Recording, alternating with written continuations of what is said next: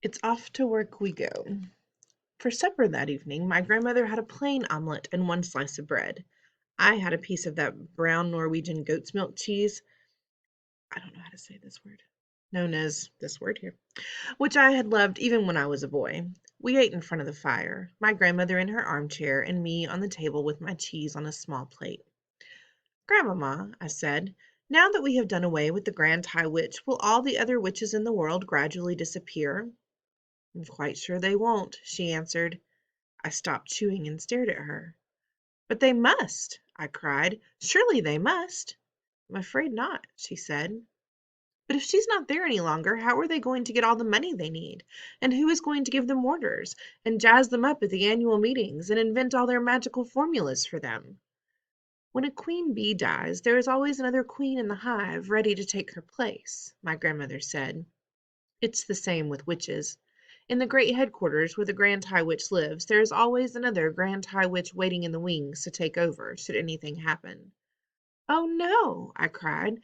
This means we did every that means everything we did was for nothing. Have I become a mouse for nothing at all? We saved the children of England, she said.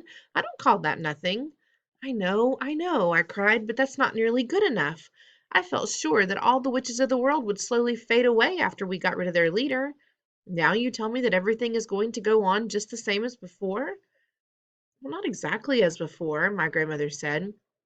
For instance, there are no longer any witches in England. That's quite a triumph, isn't it?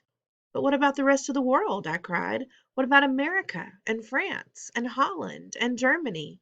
And what about Norway? You must not think I have been sitting back and doing nothing these last few days, she said. I have been giving a great deal of thought and time to that particular problem.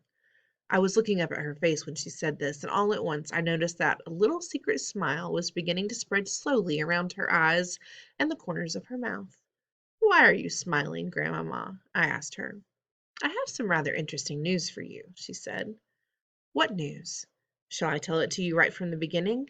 Yes, please, I said. I like good news.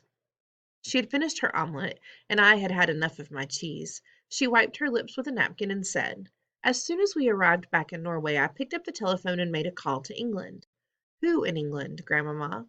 To the chief of police in Bournemouth, my darling. I told him I was the chief of police for the whole of Norway, and that I was interested in the peculiar happenings that had taken place recently in the Hotel Magnificent. Now, hang on a sec, Grandmamma, I said. There's no way an English policeman is going to believe that you are the head of the Norwegian police. I'm very good at imitating a man's voice, she said. Of course he believed me. The policeman in Bournemouth was honored to get a call from the chief of police for the whole of Norway. So what did you ask him? I asked him for the name and address of the lady who had been living in room 454 in the Hotel Magnificent, the one who disappeared. You mean the Grand High Witch? I cried. Yes, my darling. Did he give it to you? Naturally, he gave it to me. One policeman will always help another policeman. By golly, you've got nerve, Grandmamma. I wanted her address, my grandmother said. But did he know her address? He did indeed. They had found her passport in her room, and her address was in it. It was also in the hotel register. Everyone who stays in a hotel has to put a name and address in the book. But surely the Grand High Witch wouldn't have put her real name and address in the hotel register, I said. Why ever not? My grandmother said. Nobody in the world had the faintest idea who she was except the other witches. Wherever she went, people simply knew her as a nice lady. You, my darling, and you alone, were the only non-witch to ever see her with her mask off. Even in her home district, in the village where she lived, people knew her as a kindly and very wealthy baroness who gave large sums of money to charity. I've checked up on that. I was getting excited now. And the address you got, Grandmamma? That must have been the secret headquarters of the Grand High Witch. Still is, my grandmother said, and that will be where the new Grand High Witch is certain to be living at this very moment with her retinue of special assistant witches. Important rulers are always surrounded by a large retinue of assistants. Where's her headquarters, Grandmamma? I cried. Tell me quick, where is it? It's a castle, my grandmother said, and the fascinating thing is that in that castle will be all the names and addresses of all the witches in the world. How else could a Grand High Witch run her business? How else could she summon the witches of the various countries to their annual meetings? Where is the castle, Grandmamma? I cried impatiently. Which country? Tell me, quick. Guess, she said. Norway, I cried. Right, first time, she answered, high up in the mountains above a small village. This was thrilling news. I did a little dance of excitement on the tabletop. My grandmother was getting pretty worked up herself, and now she heaved herself out of her chair and began pacing up and down the room, thumping the carpet with her stick. So we have work to do, you and I, she cried out. We have a great task ahead of us. Thank heavens you are a mouse. A mouse can go anywhere. All I have to do is put you down somewhere near the Grand High Witch's castle, and you will very easily be able to get inside it and creep around, looking and listening to your heart's content. I will, I answered. No one will ever see me. Moving about in a big castle will be child's play compared with going into a crowded kitchen full of cooks and waiters. You could spend days in there if necessary, my grandmother cried. In her excitement, she was waving her stick all over the place, and suddenly she knocked over a tall and very beautiful vase that went crashing onto the floor and smashed into a million pieces. Forget it, she said. It's only Ming. You could spend weeks in that castle if you wanted to, and they'd never know you were there. I myself would get a room in the village, and you could sneak out of the castle and have supper with me every night and tell me what was going on. I cried out, and inside the castle I could go snooping around simply everywhere. But your main job, of course, my grandmother said, would be to destroy every witch in the place. That really would be the end of the whole organization. Me? Destroy them? I cried. How could I do that? Can't you guess? She said.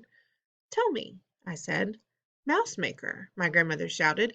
Formula 86 delayed action Mouse Maker all over again. You'll feed it to everyone in the castle by putting drops of it into their food. You do remember the recipe, don't you? Every bit of it, I answered. You mean we're going to make it ourselves? Why not? She cried. If they can make it, so can we. It's just a question of knowing what goes into it. Who's going to climb up the tall trees to get the Gruntle's eggs? I asked her. I will, she cried. I'll do it myself. There's plenty of life in this old dog yet. I think I'd better do that part of it, Grandmama. You might come a cropper. Those are just details, she cried, waving her stick again. We shall let nothing stand in our way. And what happens after that? I asked her. After the new Grand High Witch and everyone else in the castle has been turned into mice. Then the castle will be completely empty, and I shall come in and join you and wait, I cried. Hold on, Grandmama. I've just had a nasty thought. What nasty thought? She said. When the mouse maker turned me into a mouse, I said, I didn't become just an ordinary old mouse that you catch with mouse traps. I became a talking, thinking, intelligent mouse person who wouldn't go near a mouse trap. My grandmother stopped dead in her tracks. She already knew what was coming next. Therefore, I went on, if we use the mouse maker to turn the new Grand High Witch and all the other witches in the castle into mice, the whole place will be swarming with very clever, very nasty, very dangerous talking, thinking mouse witches.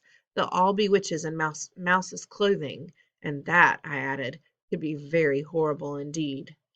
Oh, by golly, you're right, she cried. That never occurred to me. I couldn't possibly take on a castle full of mouse witches, I said. Nor could I, she said. They'd have to be got rid of at once. They'd have to be smashed and bashed and chopped up into little pieces exactly as they were in the Hotel Magnificent. I'm not doing that, I said. I couldn't anyway. I don't think you could either, Grandmama, and mouse traps wouldn't be the slightest use. By the way, I added, the Grand High Witch who did me in was wrong about mouse traps, wasn't she? Yes, yes, my grandmother said impatiently, but I'm not concerned about that Grand High Witch. She's been chopped up long ago by the hotel chef. It's the new Grand High Witch we've got to deal with now, the one up in the castle, and all her assistants. A Grand High Witch is bad enough when she's disguised as a lady, but think of what she could do if she were a mouse. She could go anywhere. I've got it, I shouted, leaping about, a foot in the air. I've got the answer. Tell me, my grandmother snapped. The answer is cats, I shouted. Bring on the cats. My grandmother stared at me, then a great grin spread over her face, and she shouted, It's brilliant, absolutely brilliant. Shove half a dozen cats into that castle, I cried, and they'll kill every mouse in the place in 5 minutes. I don't care how clever they are. You are a magician, my grandmother shouted, starting to wave her stick about once more. Look out for the vases, Grandmama. Oh, to heck with the vases, she shouted. I'm so thrilled, I don't care if I break the lot. Just one thing, I said. You've got to make absolutely sure I'm well out of the way myself before you put the cats in. That's a promise, she said. What will we do after the cats have killed all the mice? I asked her. I'll take all the cats back to the village, and then you and I will have the castle completely to ourselves. And then, I said, then we shall go through the records and get the names and addresses of all the witches in the whole wide world. And after that, I said, quivering with excitement, after that, my darling, the greatest task of all will begin for you and me.